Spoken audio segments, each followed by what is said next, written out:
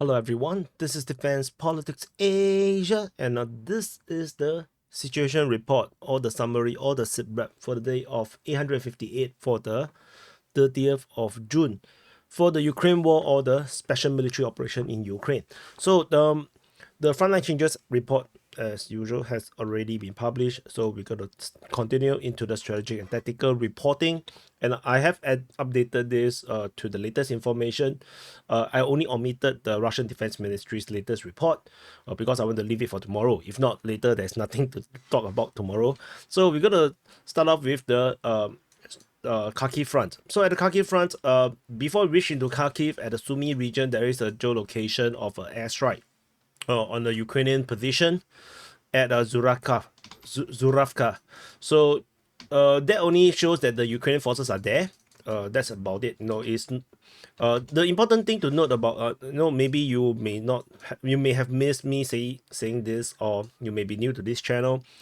The geolocation's important note is something is happening there. It's not that. It's about the Ukrainian or the Russian forces is there. That's why they are attracting an airstrike, attracting artillery strikes, lancers or whatnot. That is the key reason why this I put it into the mapping. Because otherwise, it's not important, because most of the strikes, be it artillery, air strikes, drone strikes, they are all, most of them is actually not recorded on footage. So whatever we see is just a small subsection of the reality. So if we have all the data, I think the whole map will just be full of icons. This is just indicative for the purpose of having a sense of what is happening on the ground, where the troops are, and every time there's a strike, especially near the border, near the front line, we know that there are soldiers defending those positions. So we know, we just know that they are there. So there are some other positions that were struck by Russian artillery over in the north of Petrivka and in the nearby to Stony. So not very important, but we know that there might be some Ukrainian reserve position in this area here, which can react to any incursions by the Russian forces. So this is probably what it means. So this is what I'm trying to say, and give me a second. Yeah, sorry, muting the WhatsApp. So we go into, so there is another geolocation of Ukrainian forces near Graniv or Hraniv. So this is also an artillery strike showing that Ukrainian forces are near the border region over here, preventing an incursion that may embarrass the Ukrainians again. And particularly, it is very dangerous for the Ukrainians because Kozacha Lopan was a stronghold of the Russians before the Ukrainians retaken most of the Kharkiv region. Which this is why this area must be heavily defended, because once the Russians come into this location, they're going to lose it forever. So that's a big main issue. Over at the Lipsy sector, Russian forces are on the offensive. They are trying to fight back against the Ukrainians. Ukrainian counteroffensive in this region has failed. So they didn't manage to capture much, except that they have this semi incursion into the Glipoke region, but the Russians are now on the offensive. No frontline changes yet, but I suppose that there will be one very soon to see more a recovery of the positions by the Russians against the Ukrainian side. South of this position, there was a few geolocation of Fab 3000 hitting near Slobozhansky, another Fab hitting a forest northwest of Vasily, another artillery shelling of Ukrainian artillery just off Mali Vasily. Vasily itself, the Russian Defense Ministry reported the shelling. It could be relating to all these geolocations. And Nekushne, south of Nekushne, there's also artillery shelling. So, and Nekushne, the Russians are still pushing around in this area here. I believe this is an attempt to draw Ukrainian forces away from the Lipsy sector. This is what I think they are trying to do with Nekushne. This area here is very hard to defend, very hard to conquer for the Russians. So because there's too much open ground here, so I think this is just a deliberate attempt to draw Ukrainian forces over. Over at Ternova, there is some fighting or shelling reported around here, according to the Russian Defense Ministry. In the Staresia sector, we're starting to see some fighting again. according to the Russian Defense Ministry. The last fighting was reported 2 weeks ago. So the Russians are maybe starting to make some moves again after regrouping or sending in reinforcement. We shall see whether they will actually conquer Staresia. We have Russian Defense Ministry declaring the capture of Staresia, but honestly, we have no evidence to show that's the case. There's no geolocation, and there's no flag raising from what I can remember. So we will have to continue to wait and look for corroboration. Over the Voschan sector, at the Voschan sector, situation remains a stalemate with the Russians now on the offensive. They are fighting fiercely around this area here, but it seems like they have not been able to do much yet. Ukrainians have been trying to do counteroffensive previously. It has failed largely. They didn't manage to do much, and the situation now is stuck. It reminds me a lot of Bakhmut. No, it really reminds me of Bakhmut. Russian airstrike. There's a FAB strike on the Ukrainian position south of the bridge. So, situation is horrible right now for the Ukrainian side. And but no, it's not much better on the Russian side because there are video footages that I saw. It reminds me of the fighting at Popasna, at Mariupol. Voschansk is gone. As a city, is no, you have to be totally rebuilt. It's that bad. So that's all from the Kharkiv front. We move into the Kupiansk front. So over at the Kupiansk front, we have fighting reported in mainly the northern part in Sinkivka and Petropavlivka. Then so that's about it. The rest of the offensive over the Stepova Novoselivka region is no longer reported over the past 24 hours. Some geolocations around the Kupiansk region was a FPV drone strike at Podoli, another one of this artillery strike over just off Kisharivka. And I want to note that the fact that FPV drone is hitting this far out from the front line, we are talking about like 9 kilometers away from the front line, simply shows that there's a lack of targets around here for the FPV drones to hit. So they are hunting for high value targets like artillery systems. So there's something to note of. And so we move on. This one is also artillery strike, not important. And we go into the Svetove front. At this front line, we only have geolocation of Russian forces over at Stemakivka. This geolocation shows that the Russians have now starting to enter towards Stemakivka already. And I think the next move is going to be the start of the Battle of Stemakivka, because they're basically just 200 meters away from the roads of the settlement. And but there is no reports about fighting here. We only have this geolocation, so we shall see how this develop around this area here. In the south, at Makievka, there is Russian forces geolocated along at this gully, which confirms our mapping that the Russians indeed is at this location. There is no invalidation of any of our mapping around here. And in case for those that not familiar with Ukraine for the DPA's way of mapping, this map is not one map. This is two maps. I just want to sometimes I need to remind people, the blue is the Ukrainian mapping, the red is the Russian mapping. It is actually two different mapping, which is why you can see this overlapping. It is two mappings. Two fingers is four. Two mappings. So don't get confused. Don't think that this is all Russian mapping, this is all Ukrainian mapping. No, this is actually two different maps, the Ukrainian and the Russian map. So depending on, the Ukrainians may claim all the way to this position. So maybe the Ukrainians claim all the way to this position, but the Russians claim like this. So this is the thing that we are doing. We are monitoring the information from both sides. Don't get confused. Don't say that. I saw one comment about talking about my map changed every day. I invalidate the advances that I reported myself. The reality is I report what is being reported.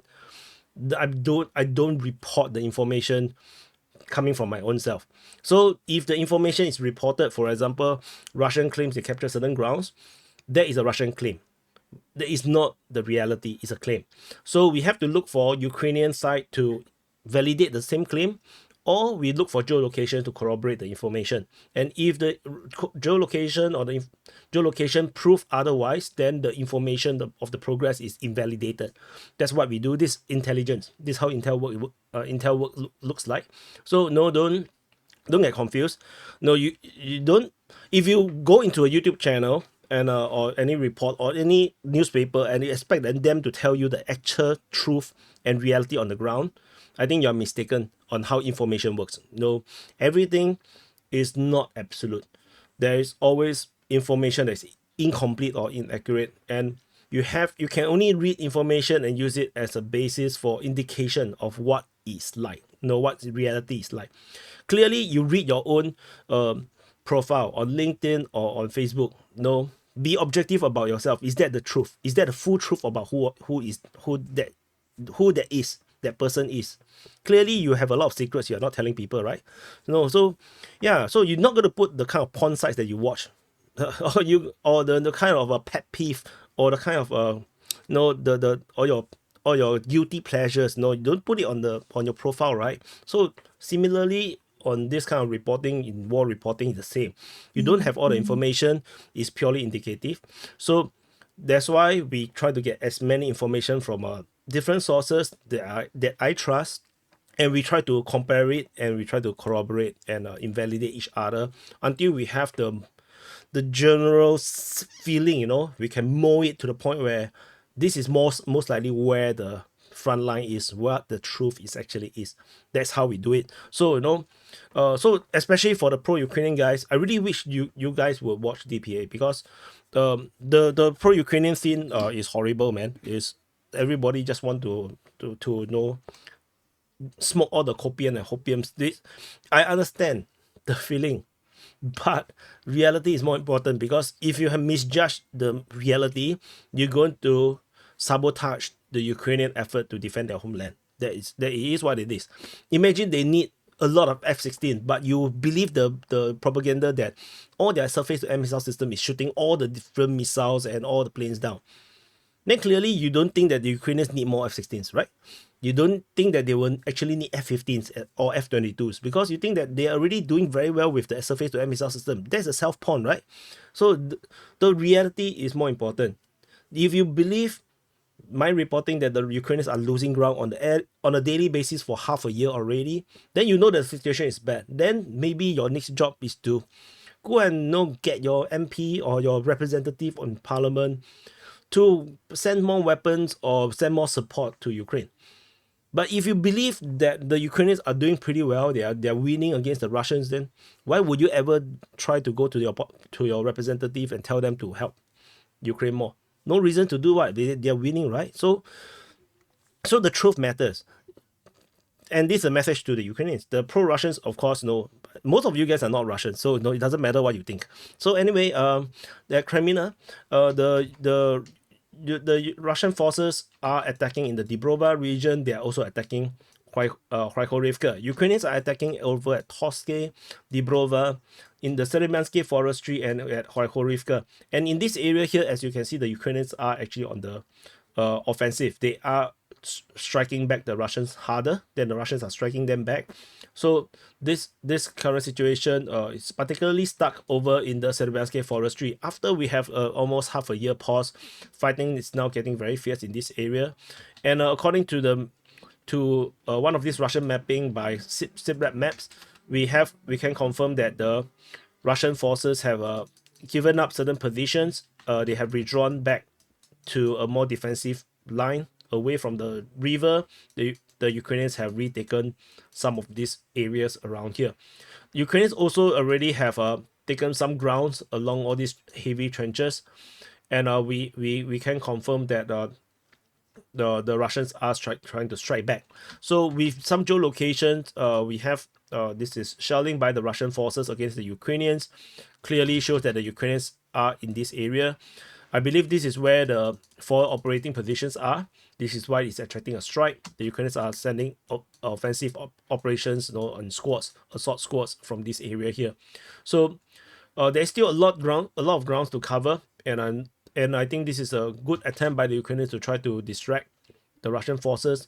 But of course, this this may not do a lot. This is a good distraction, but I don't think the Ukrainians will be able to conquer the entire forest and then lay siege on Crimea and whatnot. I think that's a bit far fetched for now at this moment.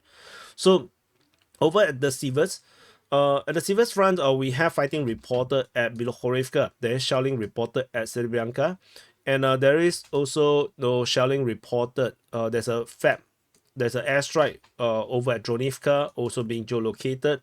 So the Russians are also ramping up their operation in this northern part along the Seversky forest, Seversky Donetsk River. So this is Seversky Donetsk River. So the Russians are also meeting iron with iron around in this area here. Over in the south, there is interesting information. According to the Russian Defense Ministry, they declared the capture of Sperne. Of course, this is already the third or fourth or fifth time Sperne has been captured by the Russian forces. Clearly, the capture of Sperne is never permanent. So just take it with a pinch of salt, especially with the mapping is a bit weird. According to the Ryba, their mapping looks like this. The Russian forces advanced and captured grounds south of Sperne. So this is where they progress. However, in this area here, the front line did not change, and they did not capture the rest of these roads here. And there is no indication if the Ukrainians are still along this tree line. Of course, the Nick defensive position is a bit far away. So unless the Russians capture this ground, so let me use another color, capture this ground, then yeah, I would say that Sperne is fully captured. Tentatively, I will not put a flag there. I will not declare Sperne is captured. This is just a claim by the Russian Defense Ministry. There is a lot more they need to do. The Russians will need to capture the settlement, the tree line around here, and of course the high ground in the north. Then Sperne can be secured. If not, I don't think it's going to be secured. And if we look at the relief mapping, you can see that Sperne is basically in a valley along the Suka Plotva river. And this area here, this is actually in the high ground. This area is at high ground. Russian forces will have to take all these high ground first. Then they progress through the flats, and they have already taken the southern high ground, so they need to take the northern high ground. Then Sperne can be fully, secured. If not, then we are going to see a repeat of Ukrainian forces retaking Sperne, and then the joke continue. And anyway, Sperne's meaning in Russian, I think, is disputed. So that's why, it's cursed. It's a cursed place. It's always going to be disputed. So otherwise, that's all from the Sivers front. We move into Bakhmut front. At the Bakhmut front, we have the first indication of fighting at Vesukivka in 2 months. So the last attack was reported in the 18th of April. It was a long time ago, and before that it was in January. So it has been some time since that there is some fighting around here. So we will definitely continue to monitor, because if the Russians indeed start an offensive in this direction, it would have severe implications for the Ukrainians. The capture of Ivisati already have a lot of logistic problems for the Ukrainians, because this road leading up to this area here is now cannot be used. It's already been cut due to the Russian presence. The Ukrainians now have to go one big round, and the fact that they need to go to this round means this is actually the weak spot. Which is why I always feel that if there is a true intention for the Russians to collapse the Sivers front, this is where they will go for. They will attack in this direction, capture right Oleksandrivka, go up north, cut this road, and it's gone. Sivers will only be linked through the Liman front. So it's going to be a disaster. Over the central sector of the Bakhmut front, Russian forces are attacking in the area of Kalinina, as well as in the area of Chasivya. There is the fighting around the canal, is not really reported unless we are taking that the fighting at Chasivya means canal region. And what the Russians are doing right now is they are thermobaric striking the Ukrainians again. So TOS strikes was reported in Chasivya, and you can see how close it is in the forest in the rear of this position, and also over at this high-rise building region. The Russians are just nearby. So imagine how well trained the Russians are right now at coordinating artillery support, especially with thermobaric missiles. with their frontline assault troops. So this is super close, and this is amazing because previously Russian forces do not dare to fire thermobaric missiles this close to their forces. So I think we are looking at Russian forces getting really well trained at coordinating combined arms operations, and they're getting very, very confident. We are seeing this similarly with airstrikes, with fabbings and all this. They are all very, very close to the front line. So it's a bad thing. Why is NATO training the Russian troops on how to fight? So I have no idea. In the south of Bakhmut, there's fighting reported in the Kodyumivka region. I'm not sure if this is serious. Maybe it's just probing. We haven't seen fighting around here for a long time, since the 21st. That's also 2 weeks, 3 weeks. So 2 weeks, around 2 weeks. So we move on. Over at the New York front. At the New York front, the Russians' Torres offensive continues. And with fighting reported in the area of Pivnishny. There's shelling reported at Toretsk. And there is interesting information coming out from the Russian Defense Ministry. They claim that they went into tunnel warfare again. So the center group of forces have detachment. It's called a veterans detachment. This assault group secretly dug a tunnel for 3 kilometers, more than 3 kilometers along the canal, and entered into the rear position of a stronghold with concrete pillbox and underground shelters and whatnot. And through the tunnel, they established supply of ammunition, weapons, and foodstuff for the attackers. And then in the surprise attack, they took out the entire stronghold and even captured some POWs. So 2 majors, the pro-Russian source also talk about this, repeating largely the information. The only problem now is that we do not know where this tunnel exists, because 3 kilometers is a long distance. So 3 kilometers. So let's say it comes from Mayos. 3 kilometers stretches all the way into Druzhba. This is basically into the settlement of Druzhba. It doesn't make a lot of sense. The location that they say is on the eastern outskirt of Pivnishny. So which is also known as Krove, which is probably why you will see Kirov. So if you drop 3 kilometers backwards, I'm not sure where this tunnel starts from. I can't really tell. So maybe it's from Mayos, maybe. So I'm not exactly sure. I wonder if this is the stronghold that it was being mentioned. So anyway, I do not know. I really do not know where So we'll definitely wait for more information to see, how was this done? Because eventually they may actually show where the tunneling come from, but at this moment, this is still a active front line. I think this is still a operational secret, so I don't think they will be revealing anytime soon unless they overrun Druzhba and Pivnishny. If the front line change enough, I think they will reveal. So this is very similar to the Adiyevka, Battle of Adiyevka, where they also have a tunnel stretching into the rear positions and basically disrupt the entire front line. So we will just continue to wait and see how this develops. There is fighting reported at New York. According to Russian Defense Ministry, there is geolocation of I think airstrike. Yeah, there's a Fab 3000 has arrived at New York. So that's kind of bad, because these airstrikes, the caliber of the airstrikes is getting higher and higher. Another airstrike in the south of New York. So there is 2 airstrikes already. And this artillery strike over at Novoselivka. So situation is looking really bad. It looks like the Russians really going to do the impossible to try to capture the New York front. I'm not sure if this is the real intention, but it's looking very serious. Over at the Adiyevka front, in the northern flank of the Adiyevka front, Russian forces is now starting to attack into Vodizenka. They are attacking in the area of Novo Oleksandrivka, in the area of Sokyu, towards Voskov, towards Yekhanivka, and towards Vovche. This offensive is getting very serious. It's looking like a big arrow direction, as I mentioned before, towards Pokrov. So if I zoom out a bit, this is Pokrov, a major major transport hub, logistic hub like Bakhmut.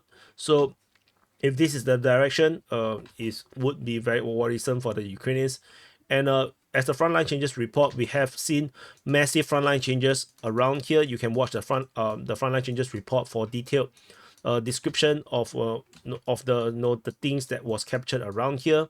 So the fact that all this is happening yeah, the lines probably have cracked. Because this is a lot of ground to capture for the Russians, so it's quite a lot. And some people say that no, this is not massive enough. They say that it need to be 10 kilometers square. So this 1.12, this is 3.33, so that makes around 4.5. Then this another 31 hectare, which is I don't know what is that. So this alone is already around half a kilometer square. This is a lot of grounds. Try to buy that with your own money, no? Buy some land, uh, no, for this is quite a lot. And we are talking about 24 hours, no, a difference in 24 hours. So this is a lot of ground to capture.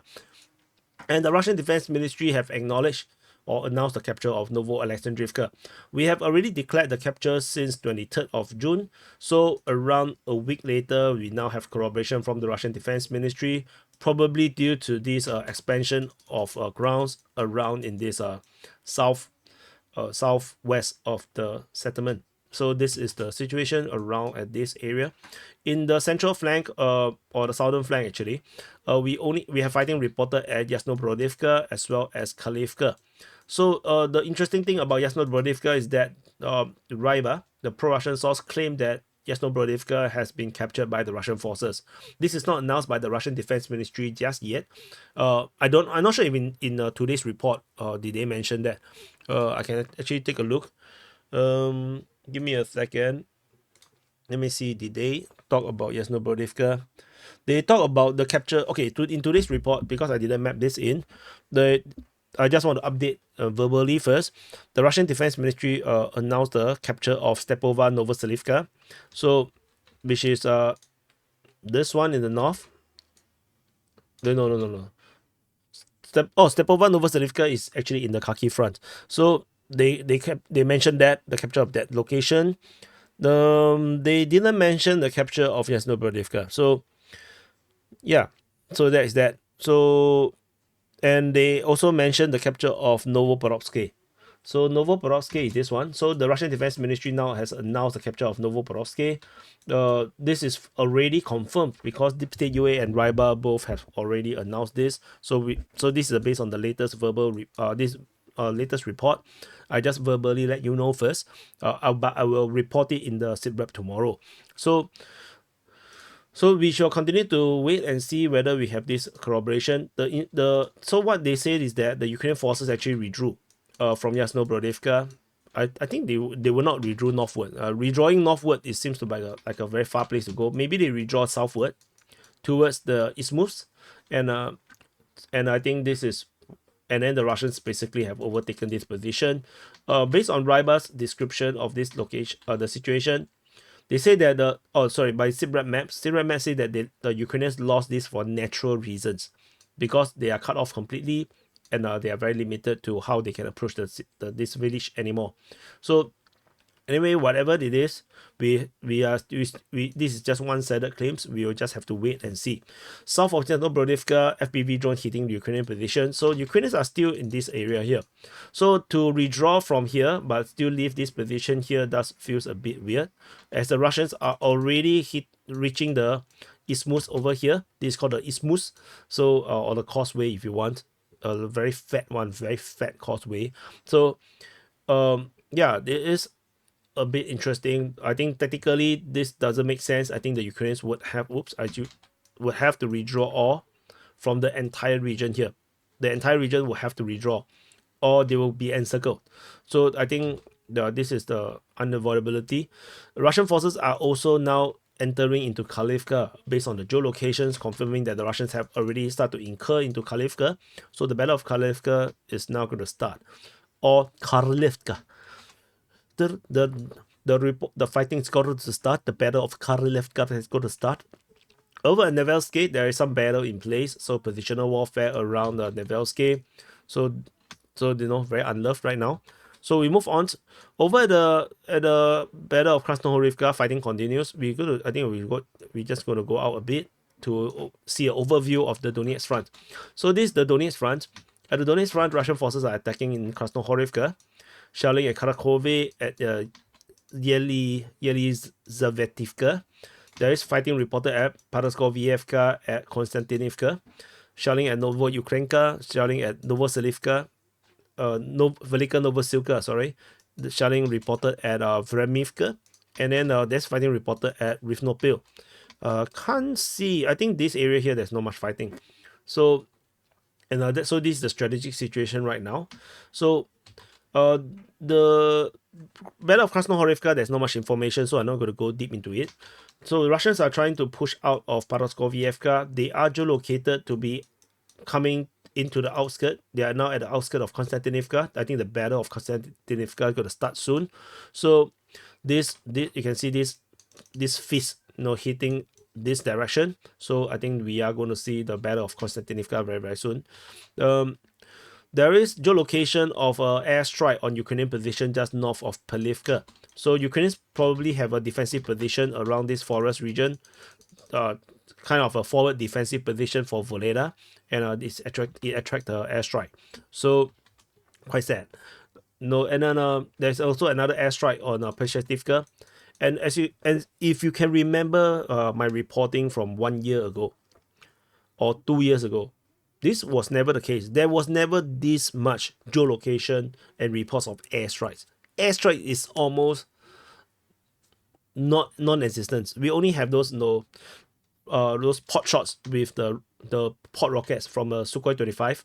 Now airstrikes, all these fab strikes, those glide bombs are the norm. The Russians are using it like so much. It's almost like NATO style warfare, from what I can see. So we have no fighting indeed over at Staromoyevsky and Uruzaine. Oh, sorry, you might gone dizzy a bit. Relax. So, and a fighting reported at Rivnopil, according to Russian Defense Ministry. I'm not sure this is a real offensive or this is just some shelling report. So anyway, this is what happened. We move into the Zaporizhia front. So this is the Zaporizhia front in Zaporizhia city. At the Zaporizhia front, we have some fighting reported around this salient south of Orikhiv. Russian forces are pincering the Robotini region, this salient around here. So this information is coming from two majors. They say that the Russians are attacking from both sides of this salient. And there is a geolocation of TOS strike. I think this is the wrong color. A thermobaric strike near Novoporovska. So there's some strike around here. So that's about it. There's another long-range missile ballistic strike on the railway station. And again, a railway was the target. The railway is carrying a lot of armored vehicles, and this was struck at Vilniansk. Yeah. So this is the second train that was hit in these past 2 days. So looks like there is some reinforcement coming for the Ukrainians, given all these trains got struck, and these trains are carrying armored vehicles. So unfortunately now the schedule is going to be disrupted. I'm not sure such a missile strike is going to destroy most of these armored vehicles. I don't think so. I think it's just going to create some choke or some traffic jam for the railway. And I think most of the armored vehicle is going to survive. So, but we shall see. Russian Defense Ministry also mentioned a number of strikes, shelling reported over at this Ilyenka and over at Zorota Balka. And then over at the Kherson front, the shelling reported at Ohievka and Tiahinka. So not very important. Then based on two majors report, the pro-Russian report that the Russians and the Ukrainians are paddling along this entire island chains of the Dnipro River.